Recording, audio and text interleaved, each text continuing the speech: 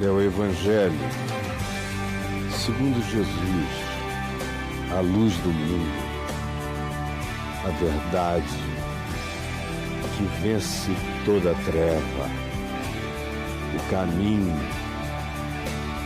que tira toda a confusão. Mateus, em Mateus, no Evangelho segundo Mateus, Mateus era aquele publicano de Cafarnaum, maioral, maior de todos os cobradores de impostos daquela região da Galileia, com sede em Cafarnaum. Jesus chamou esse homem, era um homem ali, ganancioso, só pensava em expropriação. Ele vivia de ver quanto todos estavam lucrando e cada um para meter a mão. E ele não só cobrava a taxa do imposto, por exemplo, do Império Romano, mas ele colocava as sobretaxas. Ele recebia pedidos especiais da aristocracia de Jerusalém. Ele fazia negócios e negócios e era um grande traficante de influência. Na região ele comandava tudo que dizia respeito à cobrança de impostos. Imagina o poder imediato local que esse homem tinha e como era a alma dele. Como era a alma dele. A gente lê aqui, parece que o cara que escreveu caiu do céu, do espaço, mas não. Ele teve uma história tomada por um espírito estranho. Ele carregava a força da ganância, o olhar da cobiça, da observação, não só acurada, mas também invejosa. E quando ele desejava que alguma coisa desse certo na vida de alguém, é só porque quanto mais a pessoa prosperasse do ponto de vista material, mais ele estava enriquecendo. Ele era um sanguessuga econômico-social e que olhava a vida com essa psicologia do observador do enriquecimento para buscar a apropriação daquilo que era o trabalho do outro.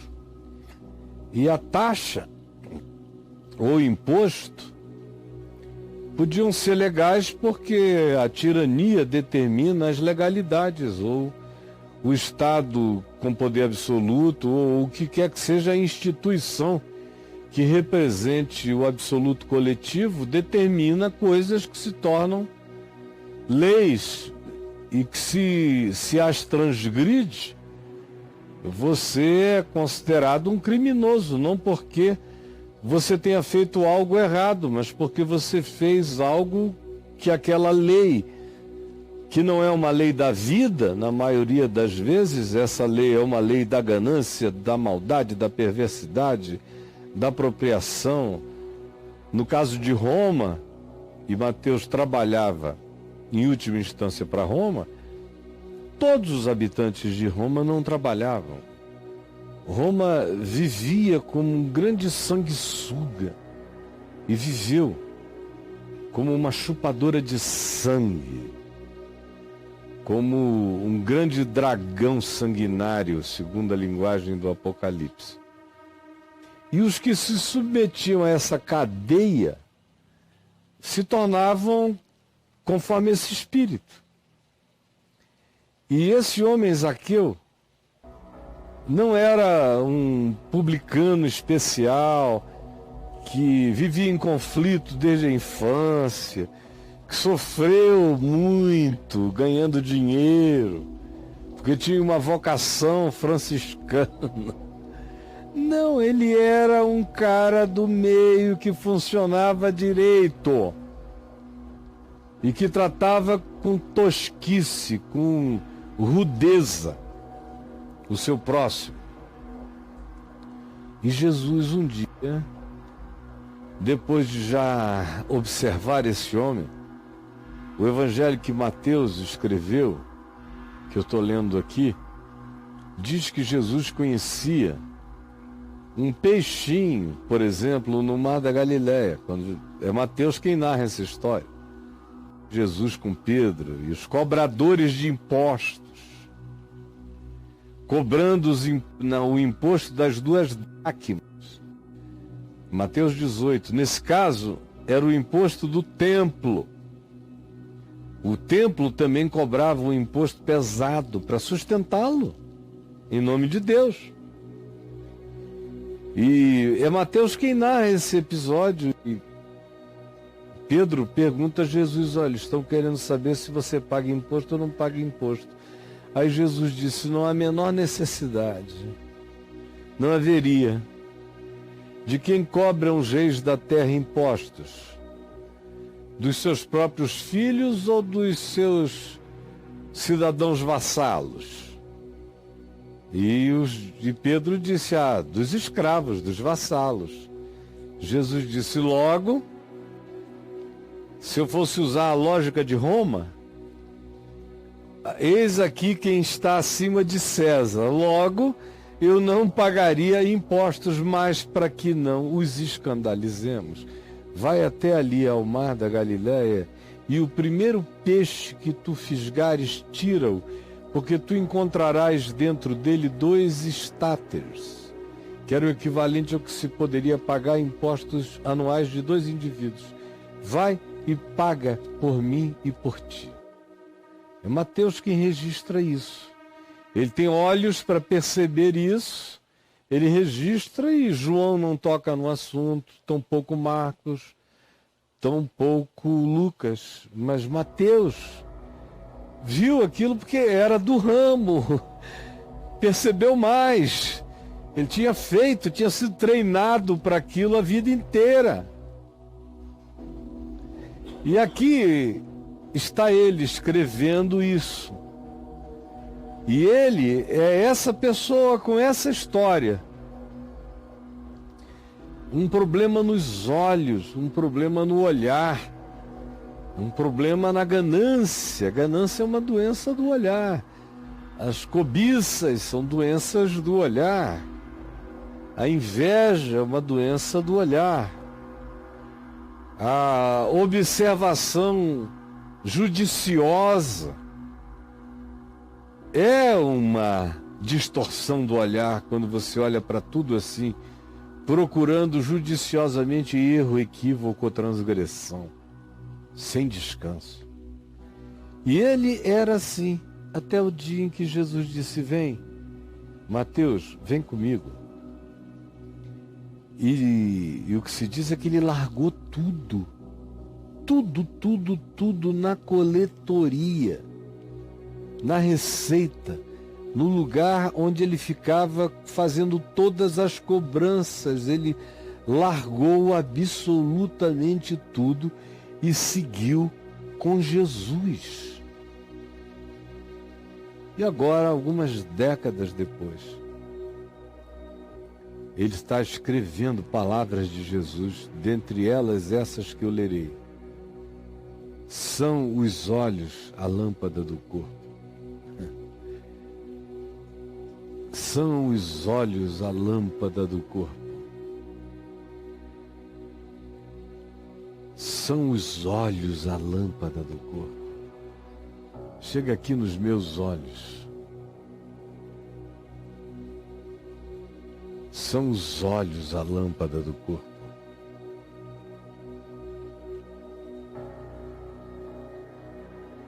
É claro que os cegos, os deficientes visuais que estão me assistindo aqui, sabem que a gente cobiça não com globo ocular, e que a gente enxerga a vida não com globo ocular, mas sim com os olhos do coração, aonde cabem cobiças, desejos, ganâncias, invejas, aonde também podem caber boas percepções, um modo diferente de ver, até porque a intenção original que aqui se manifesta é positiva. Não se diz que os olhos são a viseira do corpo, ou do ser. Corpo aqui entra como o elemento total da manifestação humana plena na história. É o ente orgânico, o ente psíquico e o ente espiritual. Essa totalidade, essa síntese. É isso que se chama de corpo aqui. É a junção, é a convergência disso tudo. São os olhos, a lâmpada do corpo, pressupõe o que lâmpada sugere, luz. Fala de iluminação. Você tem olhos para enxergar, para não andar no escuro, para se poupar, para não se ferir, para não tropeçar. É uma das grandes ênfases do Novo Testamento, associadamente a olhos e luz, é não tropeçar. Para saber o caminho, é uma grande ênfase. Para não se deixar enganar. O espírito da relação com a ideia de luz nos evangelhos, segundo Jesus, tem essas ênfases que eu acabei de descrever. Portanto, a expectativa é positiva. Deus me deu a capacidade de percepção, de multissensorialidade, de instinto, que é um modo de ver, o instinto enxerga, e a intuição, que enxerga para além do olhar, para além da visão, que vai para além da razão, a intuição. Os olhos, esses olhos aqui não são o globo ocular, é a consciência. É uma expressão para designar a percepção. O que Jesus está dizendo é: a tua percepção tem que ser luz para ti. O teu discernimento tem que te iluminar. O que você tem como consciência não pode ser um ente obscurecido, tem que ser uma dimensão como o sol a pino em você. Tem que crescer, tem que virar um dia perfeito de compreensão, de entendimento, cada vez maior, de ilusão vencida todo dia. Porque você vê e você escolhe o que é bom, o que faz bem. Você sai do tropeço, você evita a morte, as visitações dela. Ela está sempre rondando. Não é em volta como na forma dessas tentações convencionais, é na forma do mal que nos habita. O perigo não está fora de mim, o perigo habita a minha mente. O meu interpretar, o significado que eu dou, não dou às pessoas ou às coisas. É aí que está o olho. É aí, a partir desse lugar cognitivo, que a gente vê. Que eu vejo, que você vê. Por isso o cego está me vendo enquanto eu estou falando, porque a mente dele está discernindo o que eu estou dizendo, ele é só um deficiente visual. O cego mesmo, segundo o Evangelho, é aquele que tendo olhos não vê, tendo ouvidos não ouve, tendo coração para discernir, tendo inteligência ganância espiritual bloqueia. Esse é o cego. Esse tropeça. Esse não vê a luz desse mundo. Mas Jesus disse, e quem está escrevendo isso, e o único que praticamente viu essa, embora Lucas tenha mencionado em Lucas 11, essa frase, mas em Mateus ela é significativa porque ele é o homem dos olhos, do imposto, da ganância, do dinheiro, da cobiça. Ele é o cara que relata como tinha um peixinho com uma moeda entalado com ela no fundo do mar da Galileia. Só um cara com todo aquele treino de impostos é que se importa tão profundamente com a história, por isso só ele a relata. E diz aqui, esse homem dos olhos, o apóstolo do olhar, são os olhos a lâmpada do corpo. Se os teus olhos forem bons, se a tua mente for boa, todo o teu ser, tudo em ti, vai ser atravessado de luz, de fótons materiais e espirituais e psicológicos, tudo é luz, atravessado de luz. Hoje em dia a gente sabe que até do ponto de vista orgânico isso é verdade. Experimentos onde se esvazia a câmara de todo o ar e se coloca ali elementos singularizados. Fizeram isso, por exemplo, colocando fótons. E depois tiveram a ideia de colocar um DNA para ver que ente atrairia o outro. E na realidade, tantos quantos tenham sido os fótons ali colocados, eles foram todos absorvidos pelo DNA e tomaram a forma da viagem da vida. Todo o teu ser será luminoso.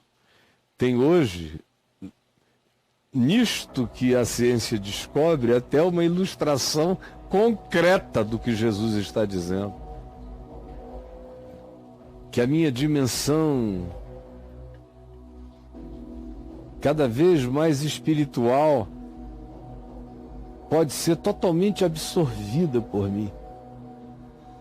Eu estou aqui para absorver luz, para comer luz, para fazer uma espécie de fotossíntese espiritual, para que eu me torne cada vez mais luz. E o que é isso? É uma coisa mística, mágica? Não, segundo Jesus, ele é a luz. Ele é o Evangelho. O Evangelho é a lei da vida, são os princípios que Jesus diz que através deles a vida foi criada e para o significado deles ela existe. Então, o chamado do Evangelho é para o que o Evangelho propõe. O que é que o Evangelho propõe? O meu mandamento é este, que vos ameis uns aos outros. Pouco é necessário, ou mesmo uma só coisa. Que coisa é essa única, que é singular e necessária? Que vos ameis uns aos outros, assim como eu vos ameis. Ama o teu próximo como a ti mesmo. Busca isso. Tanto mais quanto seja nessa direção que tu andes, mais na luz tu estarás. Isto é, andar na luz, como ele está na luz. É encontrar o outro, é perdoar o outro, como João diz na primeira epístola dele. É buscar encontro, reconciliação. É tirar o vazio da indiferença, da separação, da inimizade, da oquidão. Você está me entendendo? Ou eu estou divagando para você? Estou tentando transformar coisas abstratas em realidades concretas, porque o efeito é concreto na vida da gente. Andar na luz, ser luz, vós sois a luz. Quem anda na luz vira luz, e a gente vira luz absorvendo o Evangelho, a luz, deixando que do DNA ao meu espírito tudo seja uma absorção dessa luz da vida,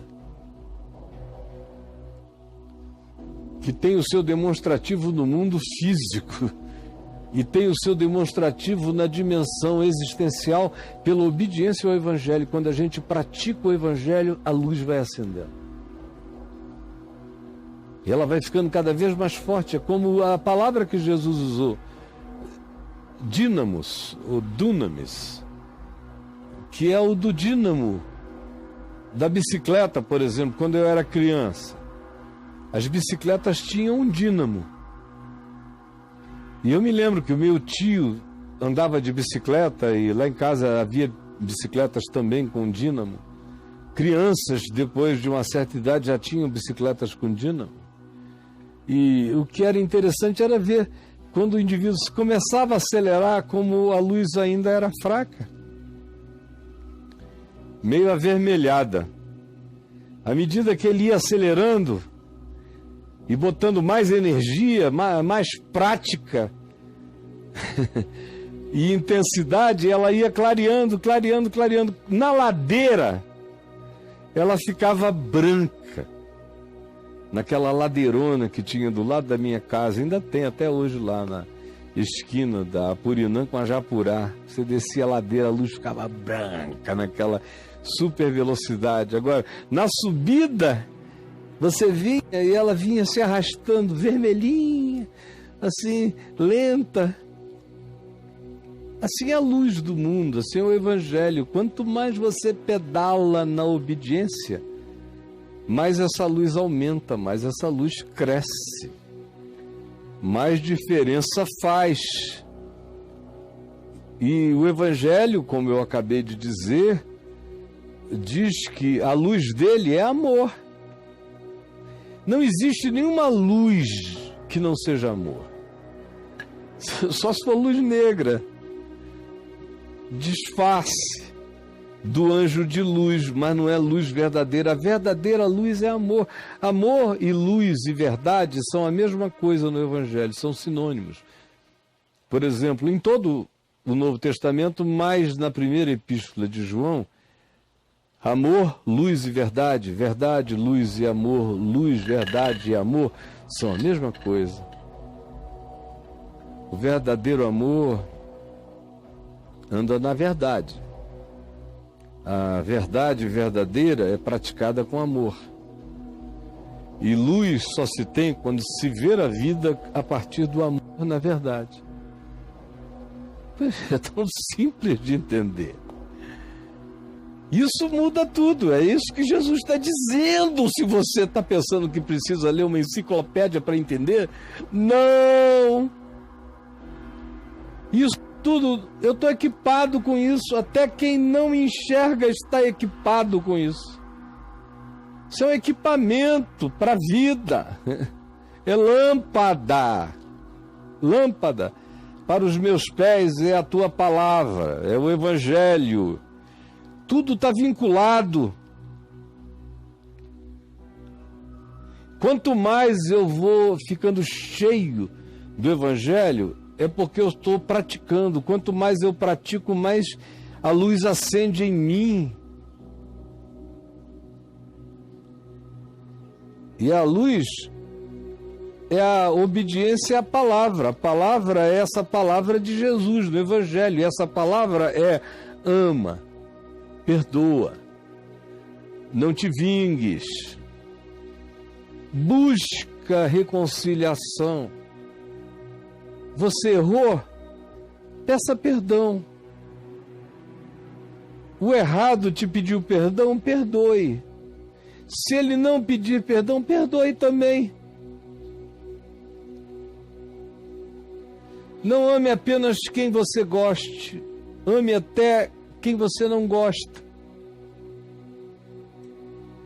Porque amor não é uma escolha de amizade. Amor é uma decisão, é uma atitude em relação à vida. Amor não tem nada a ver com quem o outro é. Amor tem a ver com quem eu sou.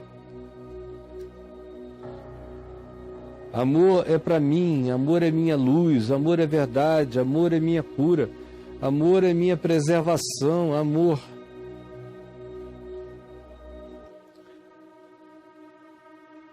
São os olhos a lâmpada do corpo. Se os teus olhos, se a tua percepção for boa, todo o teu ser, em todas as camadas e dimensões, das concreções aos elementos mais abstratos e intangíveis da tua vida e da tua existência, tudo será luz.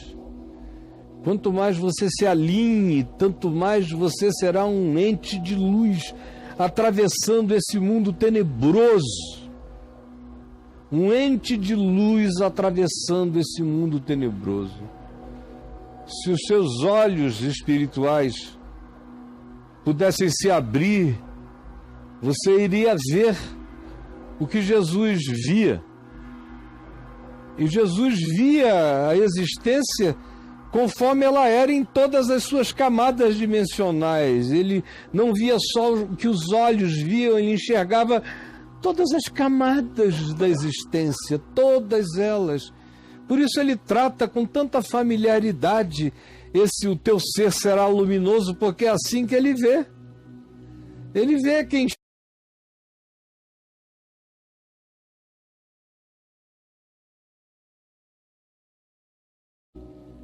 Por isso ele diz, eu sou a luz. E tudo que de mim procede é o que pode iluminar a consciência humana. E o que pode é a prática simples e obediente do amor. Pelo outro, pelo próximo, por você mesmo. Pela criação, pela natureza. Busque ser como a luz do mundo, como Jesus, o Cristo. Vós sois como eu vos envio, eu vos faço luz. Andem nela. Luz é amor, verdade, justiça. Isso é luz. Andem assim. Perdoem sempre, não se vinguem. Não parem para as guerras das trevas, dos ódios. Os teus olhos podem ser uma luz. Você pode iluminar a vida de milhares de milhões com seu olhar. Tanto quanto você tem e pode, deve e precisa aproveitar essencialmente para você mesmo o benefício da luz. No teu corpo, no teu ser, na tua vida. Se, porém, os teus olhos, a tua capacidade cognitiva, interpretativa e a tua decisão de caráter interpretativo,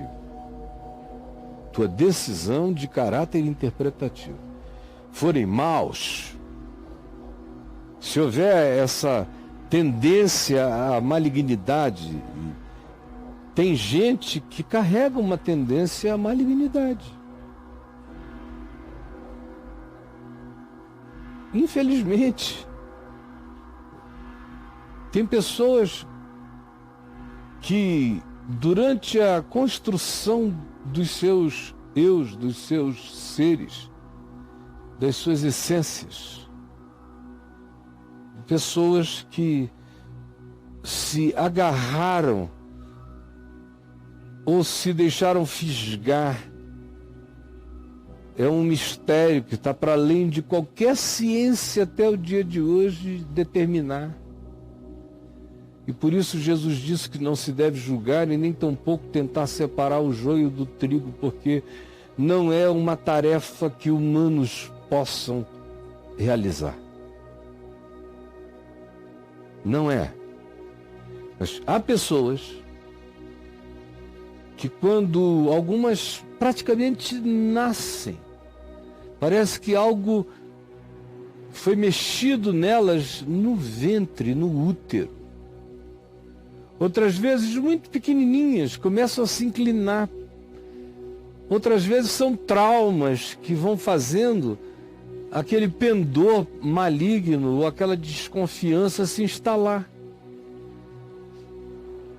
Ou aquela atitude. O fato é que quanto mais velho eu fico, mais eu vejo isso com os meus olhos, no desenvolvimento de pessoas.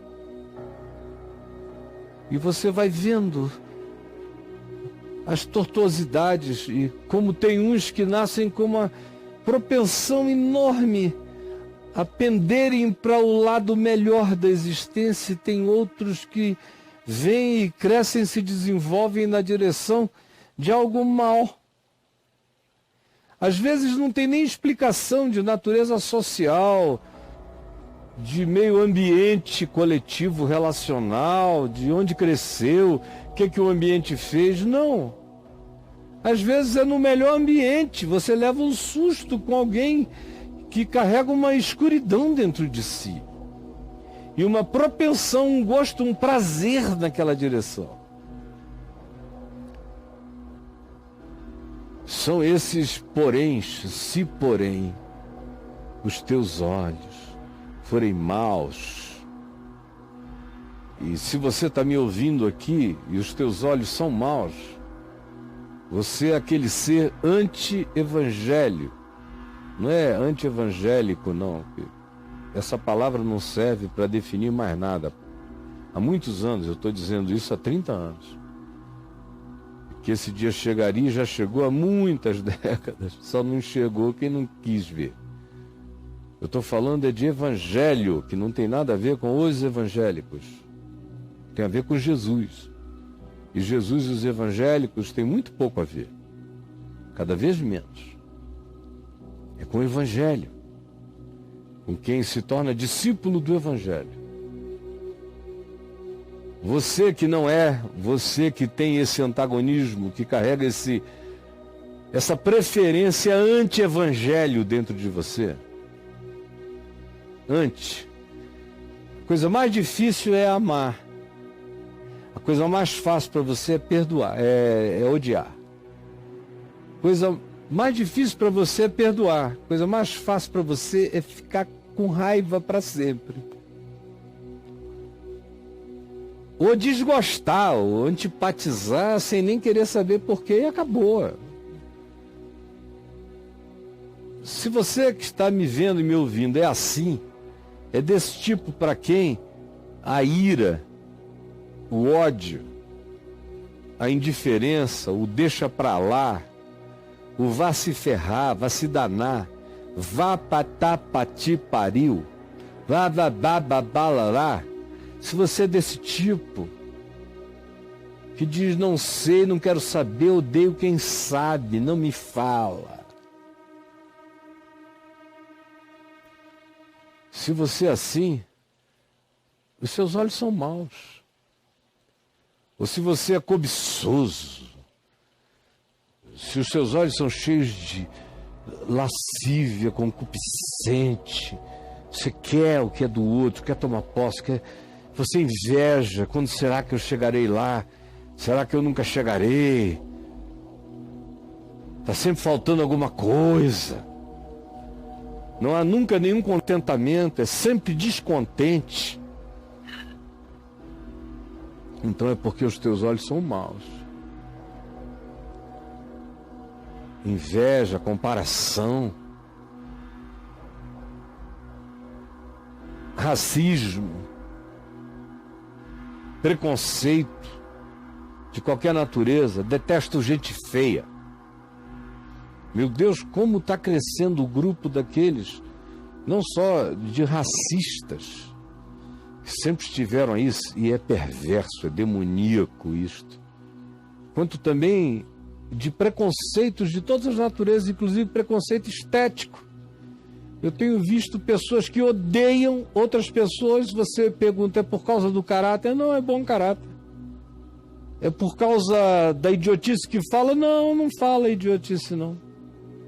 É por causa de corrupção? Não, está longe da corrupção. É pelo que eu não suporto olhar para aquela pessoa. Ela é feia. Me dá asco. Aí vão botando apelidos nessa coisa. Vira fobia. Feiurofobia. Gordofobia. Aí vem. Vira fobia. Homofobia. Parece que se puser uma nomenclatura grega, está justificado, está explicado. Não está não, meu amigo. Você continua a ser mal. A ter um olhar mal, uma mente má, interpretações más. Por isso, todo o teu corpo é treva. Você é um movimento da escuridão. Você pensa que enxerga, você não está enxergando nada. Como diz a Escritura, aquele que odeia anda em trevas. Diz que o ódio lhe cegou o entendimento, lhe cegou os olhos. O ódio cega. A cobiça cega. Assim como o amor ilumina. O ódio pode até não atrapalhar a sua funcionalidade perversa, a sua inteligência perversa. Mas ele matará completamente a chance de que algum dia você seja sábio. Porque só os que amam se tornam sábios, sensatos. Porque não há comunhão entre a luz e as trevas, assim como não há comunhão entre a sabedoria e o ódio. O ódio é homicida, o homicida é cego, nada vê, enxerga nada. Toda antipatia tira a inteligência emocional, espiritual e tira a racionalidade funcional para o médio e para o longo prazo. Porque quem quer que pense na vida com amor, trata o presente e o futuro com graça. Não só o dia de hoje, mas o de amanhã e qualquer outro dia. Você vai preparando a vida, o amor prepara a vida. Ao invés de só pensar em si, destruir a existência. Não conseguem pensar nem na sequência biológica, nem nos filhos. Portanto, se é assim, se o que em ti deveria ser luz, que a tua consciência, que é sopro de Deus, que é dom de Deus, você foi feito para ser Deus conosco. Eu fui feito para ser Deus contigo. Eu sou o filho de Deus. O meu chamado é para imitar meu Pai que está nos céus. E Jesus é o primogênito entre muitos irmãos para eu aprender a ser gente com Ele. Para eu aprender a ter mente com Ele. Para eu aprender a ser inteligente com Ele. Para eu aprender a sabedoria com Ele. Para eu aprender a fugir do mal e me livrar do mal com Ele. Aí você diz, mas Ele não terminou numa cruz? Não. Ele ressuscitou ao terceiro dia. É isso que vocês parecem que não entendem nunca. Ele venceu. O amor vence. O pessoal fica impressionado com a cruz. Pouca gente enxerga a ressurreição dos mortos. Agora, lembra do que eu falei no início? Eu disse que hoje é um experimento de natureza quântica, misturada com genética, esse experimento de colocar um lugar vazio de ar, absolutamente, com tiros de fótons dentro dele, e o material genético, para ver o que influenciava o quê. E, na realidade, todos os fótons foram absorvidos e ganharam exatamente a ordem que eles não têm e a formatação que eles não possuem do DNA, o que serve de ilustração extraordinária e maravilhosa para nos dizer que o amor cura, o amor é luz, a verdade cura, a verdade é luz. Eu preciso de luz, eu preciso absorver luz do meu DNA a todas as camadas dimensionais do meu ser. Eu sou filho da luz. Paulo diz aqui, escrevendo aos Efésios, um texto que eu tinha marcado e já ia deixando passar, no capítulo 1 da carta dele aos Efésios, ele diz: para que o Deus de nosso Senhor Jesus, o Pai da glória, vos conceda espírito de sabedoria e de revelação no pleno conhecimento dele, do Pai da glória, do Pai de nosso Senhor Jesus. E isso acontecerá quando? Quando forem iluminados os olhos do vosso coração, para saberdes qual é a esperança do seu chamamento, qual é a nossa vocação, para que a gente está aqui. Quando isso nos ilumina, quando a gente sabe que a gente está aqui para se tornar um Cristo eterno em Deus o Pai, que Ele é o primogênito entre muitos irmãos, que é para sermos tomados por toda a sabedoria e conhecimento de Deus, experiência da glória eterna. Quando os nossos olhos são assim iluminados e a gente discerne que essa é a nossa vocação na vida e que nós fomos chamados para a experiência da suprema grandeza do poder de Deus, para com todos aqueles que nele crerem, experimentarão a suprema grandeza do seu poder. Eu não posso nem imaginar o que seja isso. A suprema grandeza do seu poder é o que está me aguardando se eu for deixando o meu coração ser iluminado.